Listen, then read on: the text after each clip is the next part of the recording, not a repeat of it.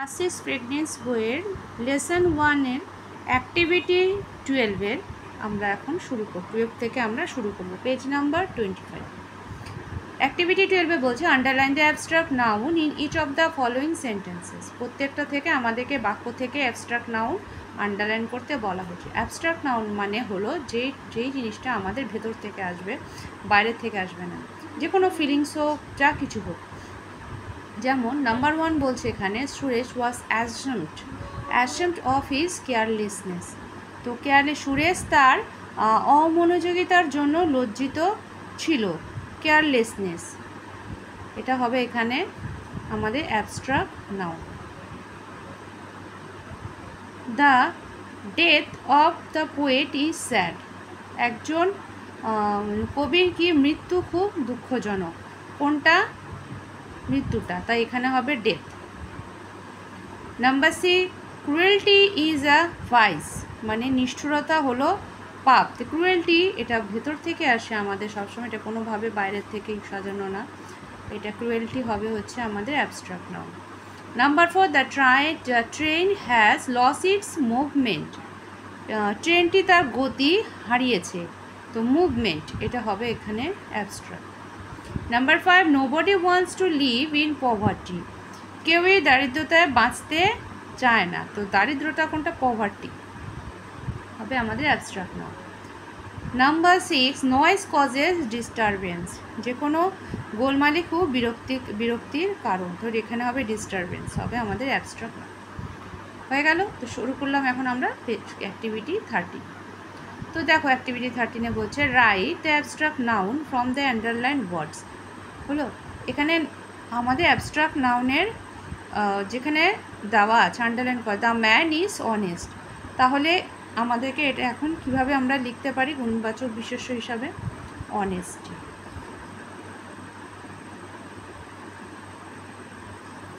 তুলি is my friend. Friend হবে friendship.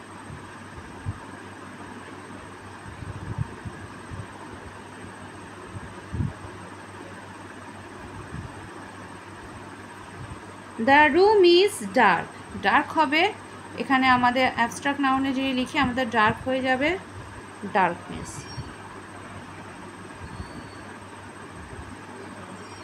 Number 4 Piu is an adult. Piu হচ্ছে আমাদের খুব এটা কী হবে এখানে? অ্যাডাল্টহুড।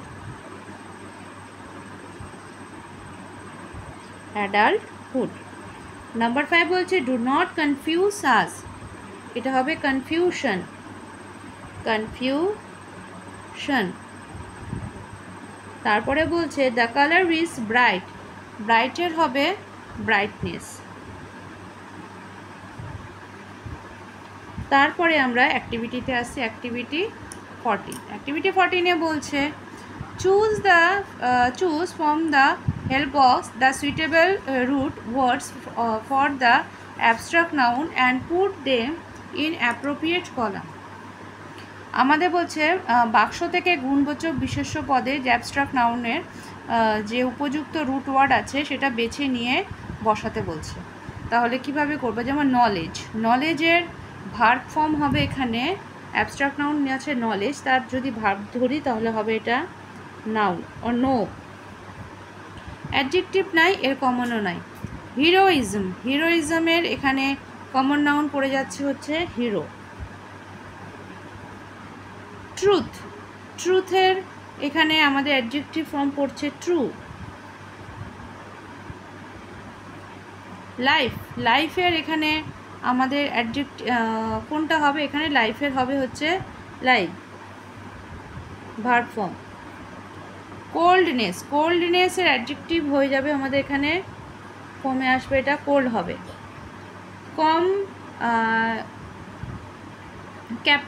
ক্যাপ্টেন্সি, ক্যাপ্টেন্সির আমাদের হয়ে যাবে এটা কমন নাউন ক্যাপ্টেন।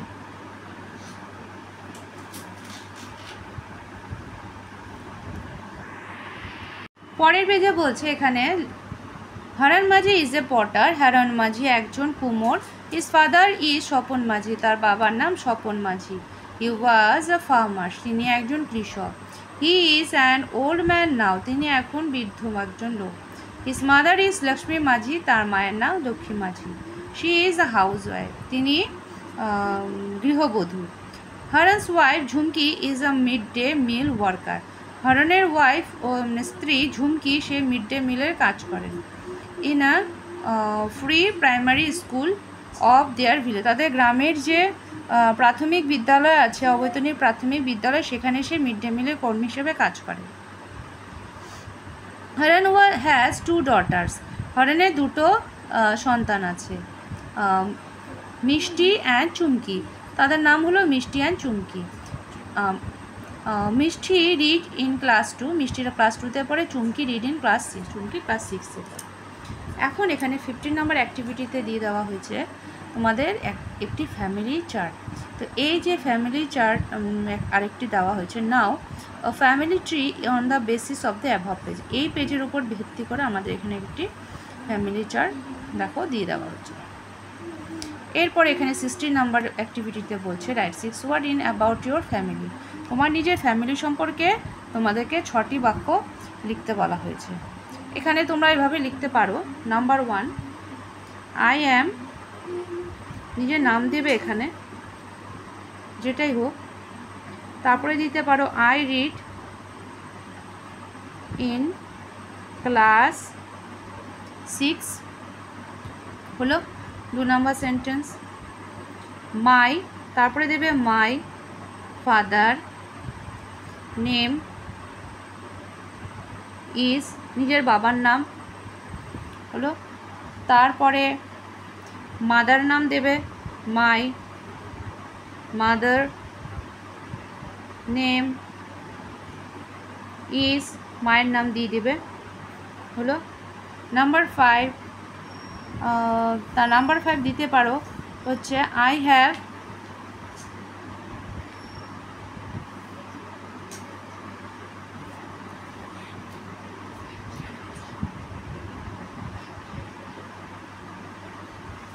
এ ব্রাদার, আমার একটি ভাই আছে।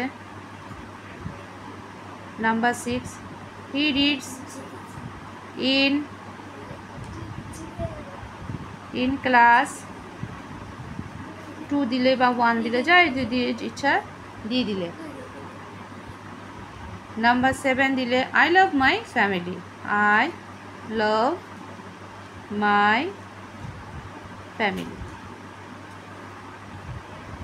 এটি ছোট ওয়ার্ডের মধ্যে ঠিকই আছে, তোমরা এভাবে লিখতে পারো। বা মাই মাদারের পরে তোমরা এখানে সেন্টেন্স আমার গ্র্যান্ড মাদার আছে, মাই গ্র্যান্ড মাদারের নাম দিলে তারপরে সে একজন কি করে সেটাও দিতে পারো প্রফেশন। এইভাবে লিখলেই জিনিসটা আমাদের ক্লিয়ার হয়ে যাবে। তো আজ বেশি খুব একটা দিলাম না, আজকে আমরা 16 অ্যাক্টিভিটি পর্যন্তই দিলাম, আর পরের দিন আবার নতুন ভিডিও নিয়ে চলে আসবো।